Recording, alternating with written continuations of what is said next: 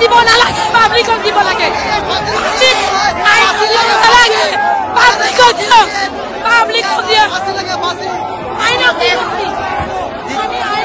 দ্বিতীয়তে এটা কথা কওঁ আমি আহিছিলো জুবিনদাৰ ন্যায় বিচাৰি কিন্তু আমাৰ এই জনসাধাৰণক এই পুলিচবিলাকে হাত উঠাব লাগে প্ৰকাৰ কেনেকৈ অসমীয়াই সন্মান জনাব লাগে সেই বিষয়ে মোৰ আইনক দিব নালাগে পাব্লিকক দিব লাগে চেমকানু মহন্ত আৰু সিদ্ধাৰ্থ শৰ্মালৈ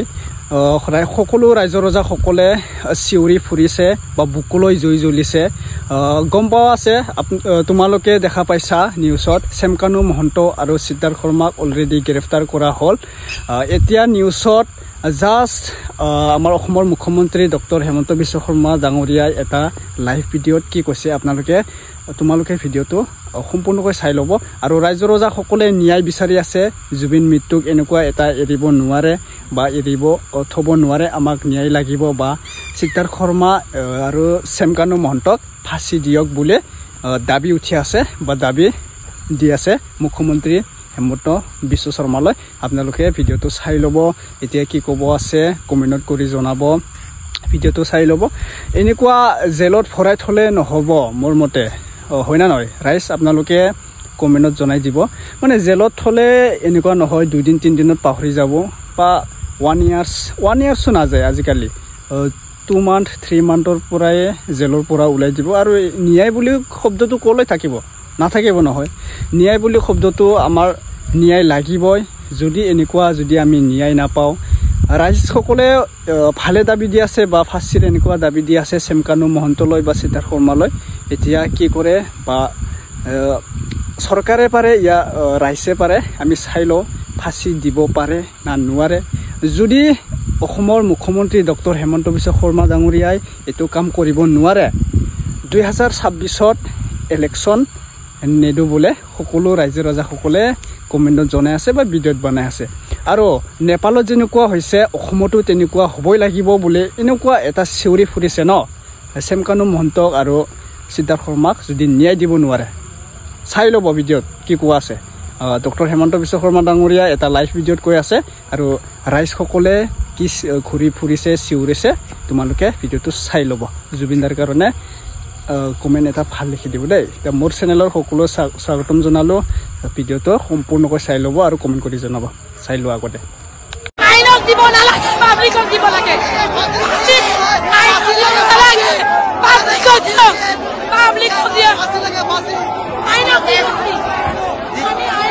দ্বিতীয়তে এটা কথা কওঁ আমি আহিছিলো জুবিনদাৰ ন্যায় বিচাৰি কিন্তু আমাৰ এই জনসাধাৰণক এই পুলিচবিলাকে হাত উঠাব লাগে হাত উঠাব নালাগিছিলে আমাক লাগিবই কেনেকৈ লাগিছে এইটো উত্তৰ দিয়কচোন মই এইটোৱে ক'ব বিচাৰিছোঁ যে যদি কোনোবা এজন অপৰাধী বা আমাৰ মানে নৰ্মেল মানুহ হ'লহেঁতেন আমাৰ নিচিনা সাধাৰণ মানুহ হ'লহেঁতেন তেওঁক মাত্ৰ 1 ঘণ্টা বা 2 ঘণ্টাৰ ভিতৰত অসম পুলিচে ধৰি আনে আজি জুবিনদাৰ ক্ষেত্ৰত এই বস্তুটো আজি 6 দিন 7 দিন হৈ গ'ল তো কিয় ধৰিব পৰা নাই এতিয়া আমাক চব অসমবাসীক আমাৰ এইটো উত্তৰ লাগে 3 নম্বৰ ফ্ল'ৰত আছে আপোনালোকে ভালকে ইনকুৱাৰী কৰি আমাক ওলাই দিয়ক নাথাকে গম পাইছে তেওঁ আছে তেওঁ থকাটো সিদ্ধান্ত ফাইনেল ইয়াতে 3 নম্বৰ ফ্ল'ৰত যাওক আপোনালোকে দেখা দকচন কৰক আমাক ৰাইজত যাব দিয়ক বাধা পাৰো কিয় কৰিছে কিয় কাৰণে গেটটো খুলি দিয়া নাই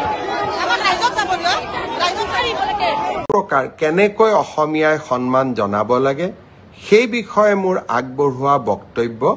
আপোনালোকে মই আপলোড কৰা ভিডিঅ'টোৰ পৰা চাই বুজিব পাৰিব এতিয়া প্ৰশ্ন হৈছে যে জুবিনৰ হত্যাৰ বা জুবিনৰ মৃত্যুৰ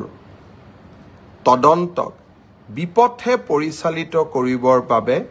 আমাৰ মাজত কিছুমানে প্ৰচেষ্টা চলাইছে নেকি জুবিনৰ মৃত্যুৰ সুযোগ লৈ সিদিনাখন গুৱাহাটী মহানগৰীত এক প্ৰকাৰ যি পৰিৱেশ সৃষ্টি কৰি দিয়া হৈছিল সেই পৰিৱেশৰ আঁৰত কোনবোৰ ব্যক্তি আছিল মই ৰাইজক আকৌ এবাৰ কম চৰকাৰখনক আপোনালোকে বেয়া পাব পাৰে আমি আপোনালোকৰ কিছুমানৰ ঘৰ এভিকশ্যন কৰিছো আপোনালোকে আমাক বেয়া পায় কিন্তু এভিকশ্যনৰ প্ৰতিশোধ ল'বলৈ জুবিনক আপোনালোকে ঢাল হিচাপে ব্যৱহাৰ নকৰিব জীৱন কালত কোনটো জাগাত আপোনালোকে জুবিনক সংগীত অনুষ্ঠান পৰিবেশনৰ কাৰণে মাতিছিল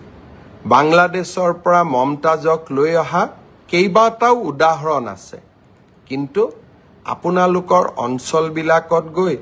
জুবিনে সংগীত অনুষ্ঠানো পৰিবেশন কৰিব পৰা নাছিল জুবিনৰ মৃত্যুৰ পিছত আপোনালোকে কেনেকৈ জুবিনৰ অনুৰাগী হৈ পৰিলে হিমন্ত বিশ্ব শৰ্মাৰ ওপৰত আপোনালোকে প্ৰতিশোধ ল'ব লাগে মোৰ ওপৰত আপোনালোকে প্ৰতিশোধ লওক কিন্তু সেই প্ৰতিশোধ বা সেই মই কিয় এভিকশন কৰিছো তাৰ প্ৰতিশোধ আপোনালোকে জুবিনৰ নাম লৈ নকৰিব ৰাজনীতি আমিও কৰো আমিও বুজি পাওঁ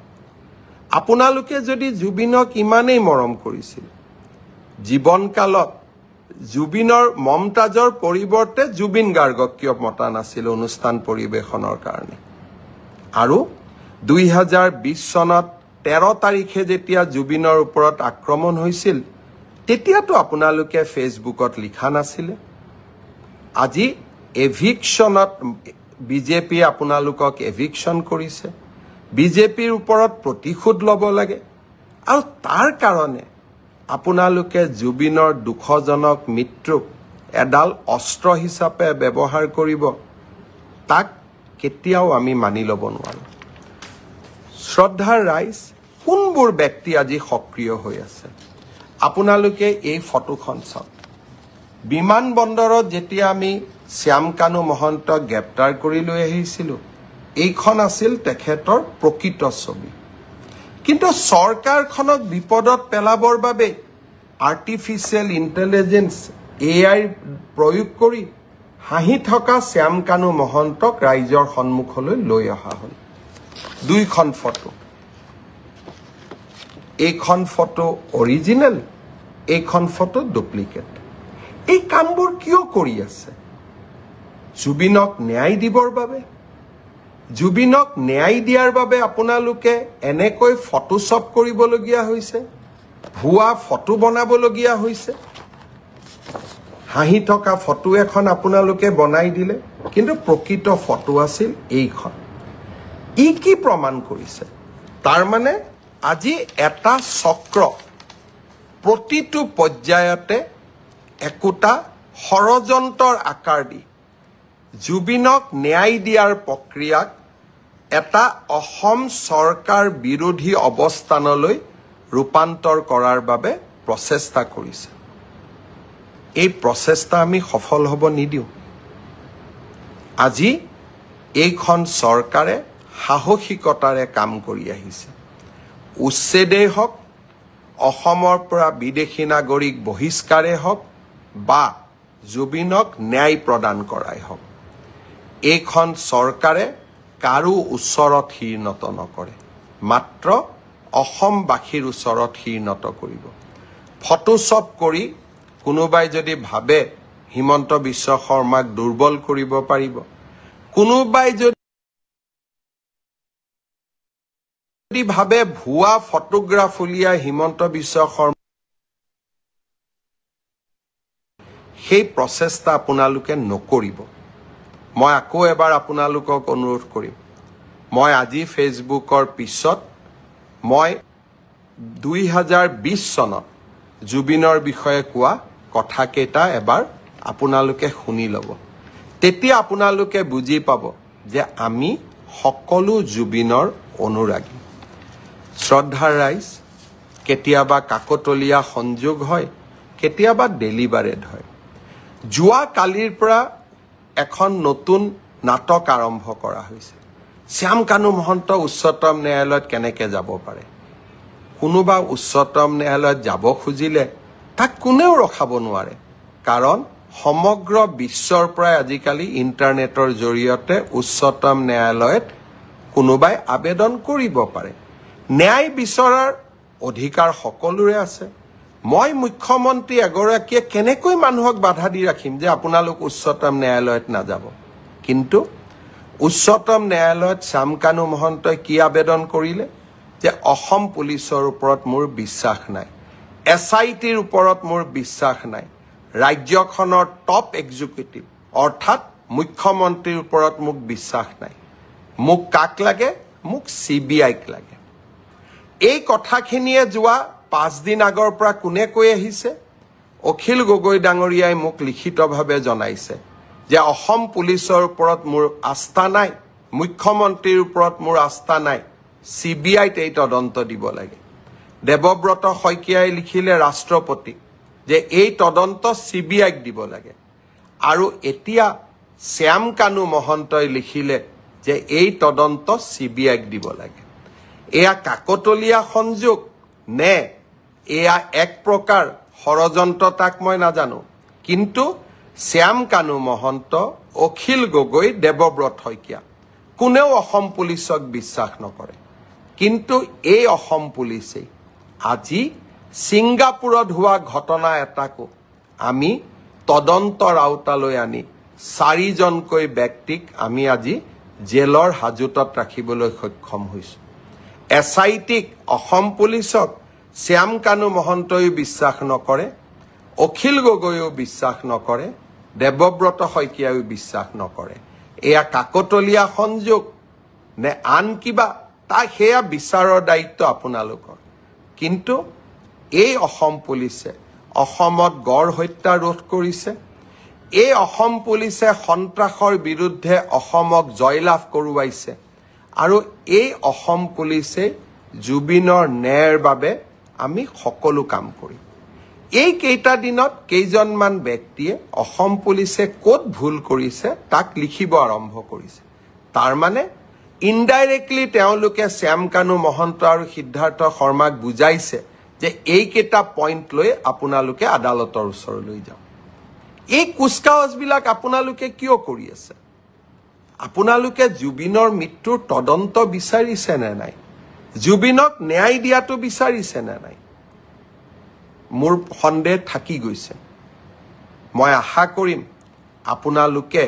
চৰকাৰখনক সহযোগিতা কৰক আৰু এতিয়া জুডিচিয়েল কমিশনো আমি গঠন কৰিলো ন্যায়িক তদন্ত কোনে ন্যায়িক তদন্ত কৰিব গুৱাহাটী উচ্চ ন্যায়ালয়ৰ এজন সিটিং জাজ জাষ্টিস সৌমিত্ৰ শইকীয়া তেওঁক আপোনালোকে সহায় কৰক অসমখনক 2026ত নিৰ্বাচন হ'ব আপোনালোকে বিজেপিক হৰুৱাব খোজে বেলেগ ইস্যু লওক ৰাস্তা হোৱা নাই কাজিৰঙাত কৰিডৰৰ কথা কৈছিল কৰিডৰ হোৱা নাই নামৰু ফাৰ্টিলাইজাৰ খুলিম বুলি কৈছিল খোলা নাই দলং বনাম বুলি কৈছিল বনোৱা নাই চাকৰি দিম বুলি কৈছিল দিয়া নাই লোন দিম বুলি কৈছিল দিয়া নাই জুবিনৰ মৃত্যুক লৈ নিকৃষ্ট ষড়যন্ত্ৰ নকৰিব আৰু এটা কথা মই আপোনালোকক কৈ দিওঁ এভিকশন চলি থাকিব আপোনালোকে যদি ভাবিছে যে আপোনালোকে এনেবোৰ আশ্ৰয় লৈ এভিকশনৰ পৰা আঁতৰি যাব খুজিব তাক আপোনালোকে কেতিয়াও মানি ল'ব নোৱাৰিব কাৰণ আমি আমাৰ জাতি মাটি ভেটি সুৰক্ষাৰ স্বাৰ্থত আমি অটল হৈ থাকিম আৰু আপোনালোকে মোক কেতিয়াও ডাইভাৰ্ট কৰিব নোৱাৰিব আৰু মই ডাইভাৰ্ট নহওঁ মই জুবিনকো ন্যায় দিম আৰু অসমৰ জাতি মাটি ভেটি ৰক্ষাৰ বাবেও মই অক্লান্ত সংগ্ৰামত নিয়োজিত হৈ থাকিম আপোনালোকক মই প্ৰত্যাহ্বান জনালো চ্যালেঞ্জ কৰিলো আপোনালোকে আপোনালোকৰ নিকৃষ্ট খেলখন খেলি থাকক